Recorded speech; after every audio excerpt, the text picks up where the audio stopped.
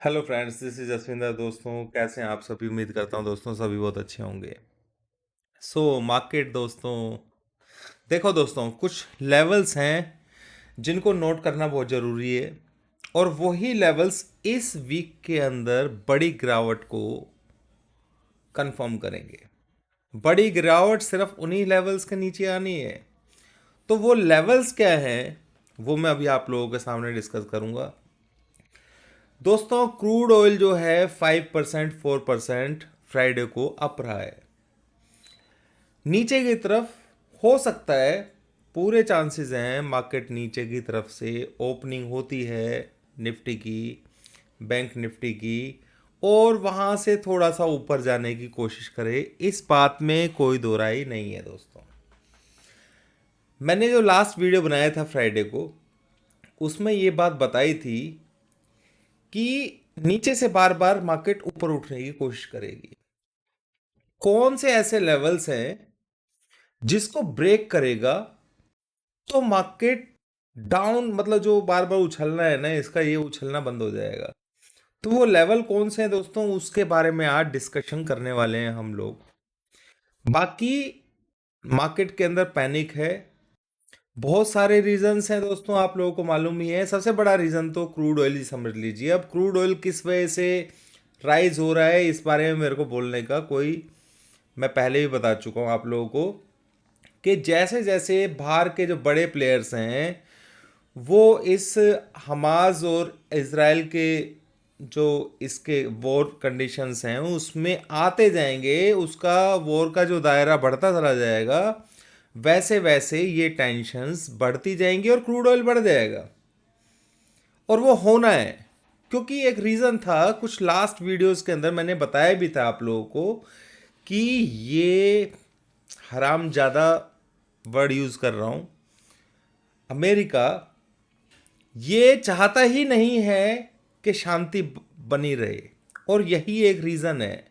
वो उसने उसे क्या ज़रूरत थी इज़राइल को अपने युद्ध पोत वगैरह भेजने की? क्या ज़रूरत थी भाई उसको, जब वो खुद ही सक्षम है, उस हमाद से लड़ने के लिए खुद सक्षम है। तो भाई दूसरों वालों, दूसरे जो पड़ोसी हैं उनको भी मौका दे रहा है ना, वो चिढ़ा रहा है, उनको कह रहा है कि भाई आओ मेरे इसके साथ में युद्ध करो, इसराइल से युद्ध करो, हम इसराइल को पूरा समर्थन दे रहे हैं। अमेरिका इस तरीके से शो कर रहा है, ऊपर से कह रहा है कि कोई बीच में आएगा नहीं। भाई तू क्यों बीच में आ रहा है? तेरे से किसने कहा है कि तू यहाँ पर युद्ध पोत भेजे और इनके बीच में आए? भाई वॉर जो होती है दोस्तों किसी भी देश के लिए अच्छी नहीं होती है। पर इसने ये काम पहले भी किया था और वो यही काम अब भी कर रहा है। और ये चीज़, ये जिस रास्ते पे चला हुआ है वो विनाश का ही रास्ता है, सिंपल।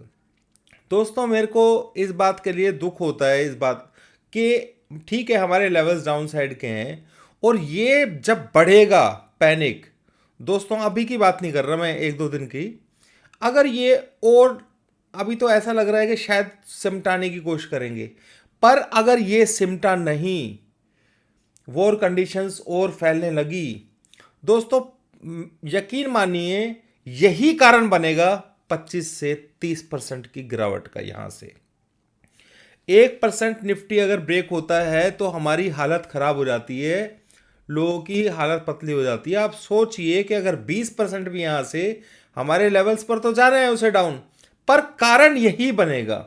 इसलिए मैं बार बार आप लोगों को अपडेट करता हूं, क्योंकि क्रूड ऑयल जो है वो डायरेक्ट हमारे इंपैक्ट डालता है, स्टॉक मार्केट के राइज को तोड़ने की कोशिश करेगा। उसका रीजन है क्योंकि उसकी वजह से जो महंगाई है वो भी कंट्रोल नहीं होगी, महंगाई बल्कि बढ़ेगी, और वो ऑल ऑफ वर्ल्ड के अंदर प्रॉब्लम क्रिएट करेगी। ये आप लोग भी समझ जाइए। तो मैं पहले ही बता चुका हूं कि क्रूड ऑयल और डॉलर इंडेक्स के ऊपर आप नजर बना करके रखिए, इनको छोड़ना नहीं है।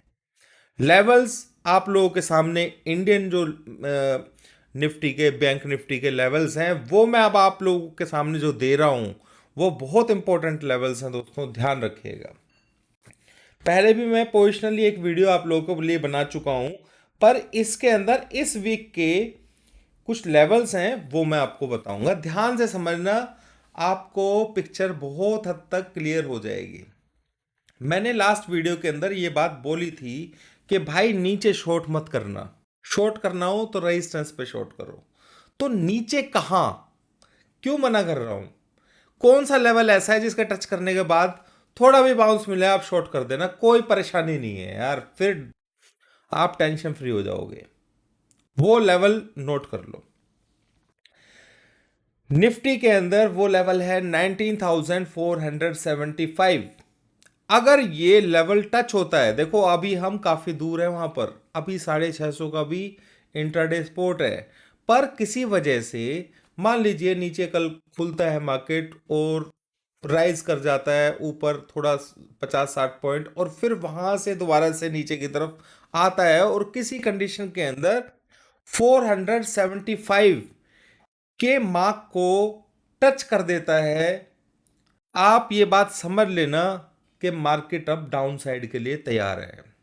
इस वीक के लिए मैं स्टार्टिंग हो जाएगी, फिर ये पहला सिग्नल मिल जाएगा आप लोगों को, बढ़िया वाला वीकली वाला बढ़िया सिग्नल जिसे बोलते हैं। इंट्राडे की बात नहीं कर रहा हूं मैं यहां पर। जब तक 475 नहीं ब्रेक होगा मार्केट बार बार उछलने की कोशिश करेगी, ये बात आप समझ लेना। ठीक है, दो चीजें, एक चीज मैंने बता दी है। अब रेजिस्टेंस, कौन सा रेजिस्टेंस ऐसा है जो आपको रखना चाहिए अगर ऊपर की तरफ आपको सेल करने का मौका मिलता है? तो रेजिस्टेंस जो रहेगा वो रहेगा 19,975। ये वीकली रेजिस्टेंस है, यानी कि 20,000 टू 19,975 ये रेजिस्टेंस रहेंगे। इन लेवल्स को क्रॉस करना बहुत मुश्किल रहेगा इस वीक के अंदर। क्लियर? निफ्टी के लिए बता दिया दोस्तों, बिल्कुल क्लियर, मतलब मेरे ख्याल से क्रिस्टल क्लियर आप लोगों के दिमाग में हो जाना चाहिए कि इन लेवल्स को किस तरीके से, मतलब स्पोर्ट के पास में बेचना नहीं है। स्पोर्ट को अगर टच भी कर दिया जैसे कि 19,475, फिर आप पोजिशनली सेल कर सकते हो। ठीक है, रेजिस्टेंस जो है फिर वो नीचे की तरफ आ जाएगा, फिर 800 के लेवल का भी आप ऐसा लगा लोगे ना, वो चलेगा। उसके बाद नीचे का जो नंबर है बैंक निफ्टी का वो है 43,700, वैलिड रहेगा कल के लिए अगर, क्योंकि मार्केट यहां से मेरे ख्याल से 44,300 तक है। अगर कुछ ऐसा तगड़ा कुछ इम्पैक्ट अगर मॉर्निंग में देती है क्रूड ऑयल की वजह से या कुछ भी, तो 43,700 का लेवल ऐसा होगा दोस्तों जहां पे सपोर्ट भी है। तो ऐसा नहीं है कि 700 43,700 टच करे और आप शॉर्ट कर दो, नहीं, वहां से बाउंस लेने का मौका देना उसको। फिर आप भूल जाना कि 45,000 के दर्शन होंगे। मैं ये बात बोल रहा हूं, निफ्टी के अंदर 475 का लेवल टच भी करेगा, आप ये भूल जाना कि इस पूरे हफ्ते के अंदर 19,950 का लेवल आप लोगों को देखने को मिलेगा।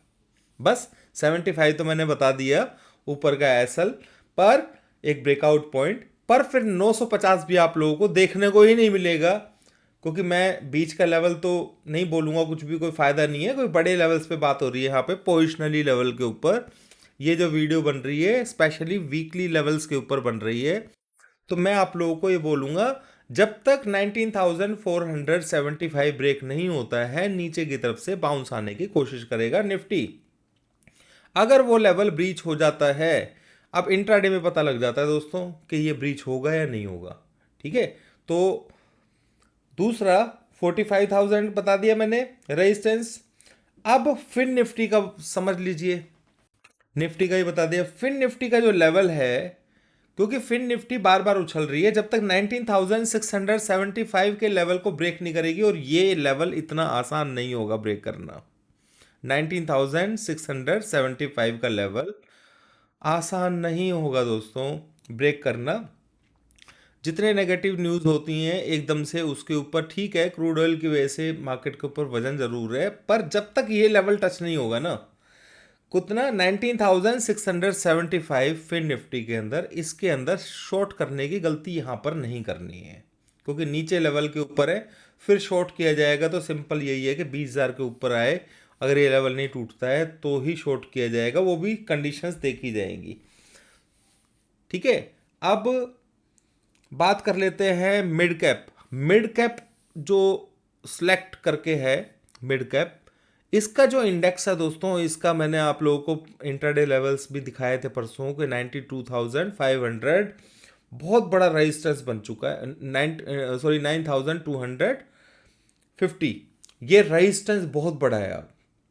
ठीक है, सेकेंडली नीचे डाउन साइड के लिए 9,025 ब्रेक करेगा तो इसके अंदर और वीकनेस बढ़ जाएगी। इन लेवल्स को आप लोगों ने ध्यान रखना है दोस्तों। एग्रेसिवली एकदम से सेल मत कीजिए। लेवल अगर ब्रेक होता है, टच होता है, तो जिसने शॉर्ट किया हुआ उनके लिए कोई परेशानी नहीं है, ठीक है। पर जो नए हैं इस लेवल के ऊपर, क्योंकि मैंने जो शॉर्ट बोला था आप लोगों को बिल्कुल टॉप पर बोला था, अगर किसी ने टॉप पे शॉर्ट किया होगा बता दिया था कि भाई यहाँ पर हाई हो चुका है, अब हाई नहीं ब्रेक होगा। जिस किसी ने वहाँ पे सेल किया हुआ और उसने होल्ड किया हुआ है, कोई परेशानी नहीं है। अगर ये नंबर्स जो स्पोर्टिव नंबर्स हैं वहाँ के पास आए तो अपना एक बार को निकल जाना, ये दिमाग से समझिए मेरी बात को। पर वो लेवल जैसे ही 475 का नंबर दिया है मैंने निफ्टी का, उसके 500 के आसपास अगर मिलता है बाई चांस तो एक बार निकल जाना। 475 अगर टच करता है तो फिर दोबारा से उसमें सेल में बैठ जाना। सबसे बढ़िया तरीका यही है, ताकि आप लोगों को प्रीमियम डीके वगैरह की प्रॉब्लम नहीं आएगी। ओवरऑल पोजिशनली जो सिस्टम बना हुआ है क्रूड ऑयल को, यूएस डॉलर है, क्योंकि सारे इक्विटीज़ के अंदर से पैसा निकालने की कोशिश करेंगे बड़े प्लेयर्स। उसका रीज़न ये है कि वो अपने पैसे को ऐसी जगह पे डालना चाहेंगे, गोल्ड में डालना चाहेंगे, क्रूड में डालना चाहेंगे अगर ये वॉर बढ़ती है, या फिर वो इन्वेस्टमेंट करना चाहेंगे गोल्ड के अंदर। ठीक है, तो ये 3-4 चीज़ें हैं जो सेफ होती हैं ऐसे टाइम के अंदर, तो इसलिए वो अपनी उस कंडीशन के अंदर ऐसा करना चाहेंगे। पर वो तभी करेंगे जब वो अपना हायर प्राइस के ऊपर निकाल लेंगे, ऐसी कोशिश करेंगे। और हायर प्राइजेस आने के तब तक चांसेस हैं जब तक ये लेवल्स ब्रेक नहीं होते हैं। ये लेवल्स ब्रेक होंगे तो फिर आप ऊपर के लेवल्स भूल जाइए कि भाई अब निफ्टी ऊपर की तरफ नहीं आएगा। अब तो ये वॉर कंडीशंस जो है ना बढ़ती चली जाएंगी, क्योंकि वो उसके अंदर रिफ्लेक्ट हो जाएगा। समझ रहे हैं? मार्केट फिर तेजी से नीचे जाएगा, वहां से थोड़ा पंप लेगा, फिर बहुत वोलेटिलिटी जो है ना बहुत हद तक बढ़ जाएगी दोस्तों आने वाले टाइम में। उम्मीद करता हूं दोस्तों वीडियो अच्छा लगा होगा। बाकी कल देखते हैं दोस्तों किस तरीके से रहता है। पर नीचे की तरफ सेल मत कीजिए, मौका मिलेगा ऊपर की तरफ तो सेल करना है, या फिर लेवल को ब्रेक होने दीजिए तो सेल करना। उम्मीद करता हूं समझ में आ गया होगा। Thank you.